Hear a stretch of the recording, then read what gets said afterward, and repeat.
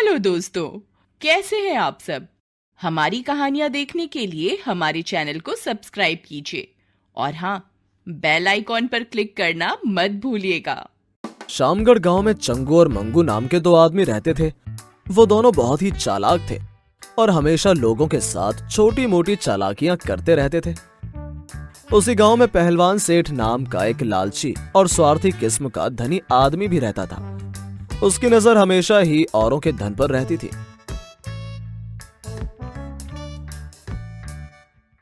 एक दिन वो चंगू और मंगू को अपनी हवेली पर बुलाकर कहता है, सुनो बे चंगू मंगू, तुम दोनों मेरे लिए काम करो, मैं तुम्हारी झोली नोटों से भर दूंगा, फिर तुम ठाट बाट से जीना। चंगू और मंगू घुमक्कड़ किस्म के आदमी थे और हमेशा अपनी मर्जी से जीते आए थे, इसलिए वो पहलवान सेठ का गुलाम बनने से मना कर देते हैं। इसलिए सेठ को उन पर बहुत गुस्सा आता है। अब भी सोच लो चंगू मंगू, जो मेरी बात नहीं मानते वो आखिर में पछताते हैं। रहने दे सेठ, हम नहीं पछताएंगे, क्योंकि हम उस टाइप के हैं ही नहीं ना सेठ। ये कहकर चंगू मंगू वहां से चले जाते हैं और कुछ दिन बाद गांव में अचानक ही चोरियां होनी शुरू हो जाती हैं। हाय हाय, नाश पीटे चोर हमारे सारे गहने चुरा कर ले गए। हाय मर गई रे।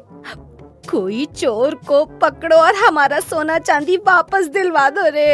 हाय राम। चोरी की तहकीकात के लिए गांव में पुलिस आती है। क्या कोई बता सकता है कि इस गांव में रोज रोज चोरियां करने वाला कौन लोग हो सकते हैं? अरे हम का जाने पुलिस बाबू, तो आपका डंडा चले तभी पता चलेगा ना। हाय हमरे गहने, पुलिस बाबू हमरे गहने दिलाए दो। तभी पहलवान सेठ आगे आता है और चंगू मंगू के खिलाफ पुलिस अफसर के कान भरते हुए कहता है, अरे साहब कुछ भी सोचिए मत, इस चंगू और मंगू को उठाकर ले जाइए। इनकी ठुकाई करोगे तो सब सच सामने आ जाएगा। मुझे पूरा यकीन है कि यही दोनों चोर हैं। पहलवान सेठ के कहने पर पुलिस चंगू और मंगू को उठाकर ले जाती है और उनकी खूब पिटाई करती है, मगर वो दोनों चोर साबित नहीं हो पाते, इसलिए वो दोनों छूट जाते हैं। थाने से छूटने के बाद चंगू और मंगू वापस गांव जाने का सोचते हैं। भैया मंगू, पुलिस ने तो पीट पीट कर कचुम्बर निकाल दिया, मुझसे तो चला भी नहीं जा रहा। हाल तो मेरा भी कुछ तेरे जैसा ही है यार, कमर तो टूटी ही, साथ में इज्जत भी गई। अब क्या करें? करना क्या है, पहले तो चोर को पकड़ना है और फिर उस लालची पहलवान सेठ को दिन में तारे भी तो दिखाना है। ये सुनकर मंगू कहता है, पर गांव में तो अब भी चोरियां हो रही हैं। अगर हम गांव गए तो क्या लोग हम पर फिर से शक नहीं करने लगेंगे? बात तो तूने सही कही है दोस्त, अब तो घी टेढ़ी उंगली से निकलेगा। चालाक के साथ चालाकी, समझा ना? बिल्कुल समझा चंगू चालाक। यही सोचकर चंगू और मंगू गांव जाने का फैसला टाल देते हैं और शहर में जाकर रहने लगते हैं, मगर रात के समय सबसे छिपकर गांव में आना जारी रखते हैं। एक दिन वो एक चोर को चोरी करते हुए भागते देखते हैं। अरे ओ मंगू, देख देख देख, चोर चोरी करके भाग रहा है। अरे इसका पीछा कर चंगू, चोर पकड़ा गया तो समझ अपनी इज्जत वापस भाई। यह कहकर चंगू और मंगू चोर के पीछे पड़ जाते हैं और चोर पहलवान सेठ हवेली की तरफ भागता है और देखते ही देखते उसकी हवेली में घुस जाता है। अरे ये क्या मंगू, चोर तो कमीने पहलवान सेठ की हवेली में घुस गया। चलकर देख तो चंगू, आखिर मांझना क्या है। यही कहकर वो दोनों पहलवान सेठ की हवेली की तरफ जाते हैं। वहां जो देखते हैं उसको देखकर वो हैरान रह जाते हैं। सोना चांदी, मैं गांव के सब घरों से सोना चांदी चुरा लूंगा और शहर के सोना वाला सेठ को बेचकर खूब कमाई करूंगा। वाह रे मंगू, देख चोरी ये कमीना सेठ करता है और कमीना चोरी का इल्जाम में पुलिस से ठुकाई हमारी करवाता है। कहो तो इसे अभी उल्टा लटका दूं चंगू, या सबके सामने इस कमीने की पोल खोल दूं। नाना मंगू, इसे हम रंगे हाथों पकड़ेंगे, तभी कुछ हल निकलेगा। ऐसे तो ये उल्टे हमें फंसा देगा। हाँ हाँ, ये भी सही है चंगू, पर इस चोर सेठ डीजे को तो बजाना ही पड़ेगा। पहलवान सेठ रात में गांव में चोरी करता और दिन में भला आदमी बनकर घूमता। धीरे धीरे वो गांव के बहुत सारे घरों में चोरी कर ढेर सारा सोना जमा कर लेता है।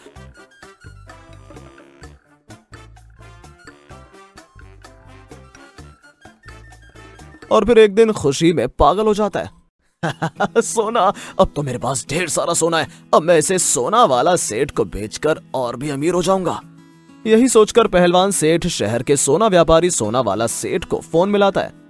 सोना वाला सेठ, मैं पहलवान सेठ बोल रहा हूँ। मैं कल सुबह ही ट्रेन से सोना लेकर शहर आ रहा हूँ। पैसा वैसा तैयार रखना। हाँ हाँ, आ जाओ। मैं सोने का सब गहना अच्छे दाम में खरीद लेगा पहलवान सेठ। फोन पर बात करने के बाद पहलवान अपने आदमियों को सावधान करते हुए कहता है, कल सुबह की ट्रेन से हम चोरी का सारा सोना शहर ले जाएंगे। हो सकता है इसकी खबर हमारे किसी दुश्मन को हो, इसलिए तुम सब होशियार रहना। चंगू और मंगू पहलवान पर नजर रखे हुए थे, इसलिए वो उसकी सारी बातें सुन लेते। फिर जैसे ही पहलवान सेठ सुबह ट्रेन में चढ़ता है तो वो बड़ी चालाकी करता है। वो सोने के गहनों से भरा संदूक ट्रेन के एक दूसरे डिब्बे में छिपा देता है और खुद एक दूसरे डिब्बे में बैठ जाता है। चंगू और मंगू उसे ये करते हुए देखकर कहते हैं, मंगू तैयार हो जा, पहलवान का बंटा धार करने का टाइम आ गया है। मैं तैयार हूं चंगू, आज तो ये पहलवान हमसे बच नहीं पाएगा। फिर जैसे ही ट्रेन चलती है, चंगू और मंगू दोनों ट्रेन की छत पर चढ़ जाते हैं और चंगू भागते हुए मंगू से कहता है, अरे ओ मंगू, जल्दी से उस ट्रेन के डब्बे को तोड़कर अलग कर जिसमें सोना रखा है। ठीक है चंगू, जय श्री राम, अभी करता हूँ। ये कहकर मंगू ट्रेन के डिब्बों के बीच घुस जाता है और तभी अचानक से बारिश आ जाती है। लो, इस बारिश को भी अभी आना था, पर मेरा नाम भी मंगू है। मैं ट्रेन के डिब्बों को तोड़कर ही दम लूंगा। ये कहकर मंगू झुककर ट्रेन के जोड़ को खोल देता है और देखते ही देखते ट्रेन का आधा हिस्सा टूटकर पीछे रह जाता है। तभी चंगू खुशी से उछलते हुए चिल्लाता है, अरे हम जीत गए मंगू, ट्रेन टूट गई। कमीना लालची पहलवान सेठ आगे निकल गया और सोने वाले ट्रेन पीछे रह गया। ट्रेन के बीच में से टूटते ही पहलवान सेठ और उसके बदमाश आगे निकल जाते हैं और चोरी के सोने से भरा संदूक ट्रेन के पिछले हिस्से में रह जाता है। चंगू और मंगू चोरी के सोने से भरा संदूक उठाते हैं और उसे गांव में ले जाते हैं। फिर उस सोने को गांव वालों को लौटा देते हैं।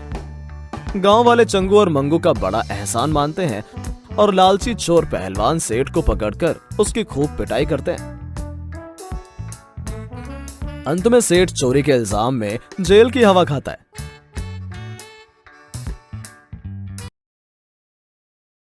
हैजा फैलने के कारण हो रही मौतों से परेशान गांव के लोग बूढ़े तांत्रिक अनोखे लाल पर शक करते हैं। फिर बिना कुछ सोचे समझे उसे गांव से बाहर निकाल दिया। मैं बूढ़ा हूँ, लाचार हूँ, मैंने कुछ भी नहीं किया है, मैं कहाँ जाऊंगा, ऐसा मत करो। पर किसी ने उनकी एक नहीं सुनी। उसी समय गांव में रहने वाला कबाड़ी वहां से गुजर रहा था। बूढ़े लाचार अनोखे लाल को देखकर वो उसे अपने घर ले आया। बेटा, क्यों खतरा मोल लेते हो? गांव वालों को पता चला तो तुम्हें सजा मिलेगी। अरे बाबा, आराम से रहो, आज से ये तुम्हारा घर और तुम मुझ अनाथ के बाबा। संपत अनोखे लाल की खूब सेवा करता। एक बार उसने सोचा, बहुत हुआ कबाड़ का काम, मैंने कबाड़ से बस बनाने के सारे पुर्जे इकट्ठे कर लिए हैं। अब अगर एक इंजन मिल जाए तो मेरी बस पूरी हो जाएगी। चलो शहर चलता हूँ। संपत ने अपने लिए वहीं से एक इंजन खरीदा। फिर गांव वापस आता है और अपने लिए एक बस तैयार की। अरे वाह, बस लेके रोज शहर से गांव और गांव से शहर जाऊंगा। इस बार बस की मदद से अच्छा पैसा कमाऊंगा और शादी ब्याह करके घर बसाऊंगा। वो बस में यात्री बैठाकर शहर की ओर चलता है कि अचानक बस रुक जाती है। हे भगवान, ये क्या हो गया? ये आगे क्यों नहीं बढ़ रही? वो नीचे उतरकर देखता है कि बस का पहिया सड़क में बने एक गड्ढे में अटक गया है। हे भगवान, अब क्या होगा? इतनी भारी बस को इस गड्ढे से कैसे निकालूंगा? काश कोई जादू होता तो ये बाहर आ जाती। वो जोर लगाता है, जोर की आवाज होती है और बस गड्ढे से बाहर आ जाती है। हे भगवान, ये क्या मैंने किया है? ये जादू हो गया। संपत बस को लेकर शहर जाता है। रास्ते में उसे एक बीमार गाय मिलती है। ओहो हो, बेचारी गौ माता बड़ी कमजोर लग रही हैं। लगता है इन्हें चोट लग गई है। इन्हें भी अपने साथ ही शहर ले जाता हूँ और किसी अस्पताल में दाखिल कर देता हूँ। संपत बहुत मेहनत से किसी तरह गाय को ऊपर लाने की कोशिश करता है, लेकिन गाय का वजन ज्यादा होने के कारण वो ऐसा नहीं कर पाता। वो फिर कहता है, हे भगवान, काश कोई जादू हो जाता और मैं गाय माता को बचा लेता। देखते ही देखते बस के अंदर से दो बड़े बड़े लोहे के हाथ निकलते हैं और वो संभाल कर गाय को उठाते हैं और बस में लेटा देते हैं।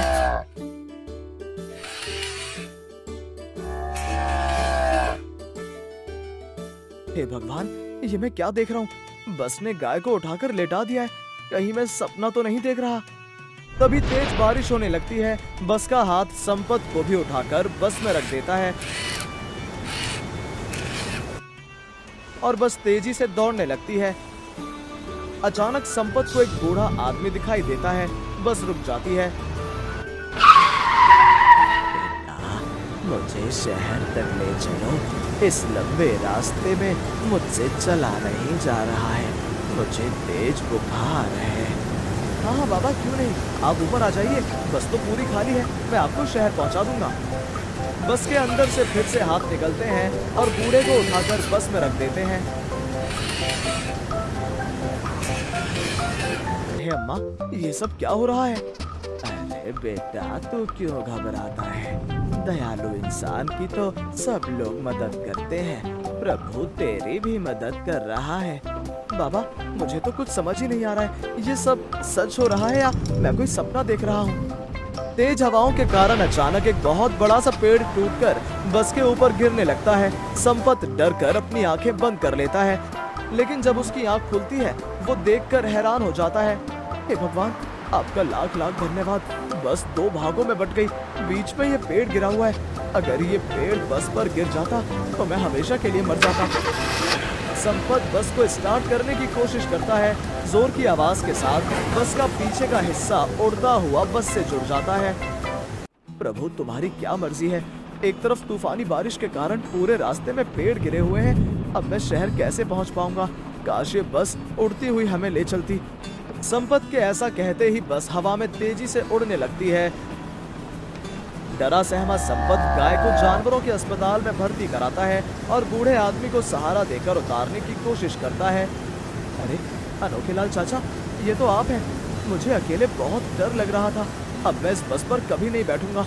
बस ये एक बार हमें सही सलामत मेरे घर पहुंचा दे। अचानक तेज आवाज आती है। संपत डरकर आंखें बंद कर लेता है। जब वो अपनी आंखें खोलता है तो वो घर में होता है और उसके बगल में ही तांत्रिक अनोखे लाल उसकी तरफ देखते हुए हंस रहा था। अरे संपत बेटे, तुझे डरने की जरूरत नहीं है। ये सब मेरे जादू का कमाल है।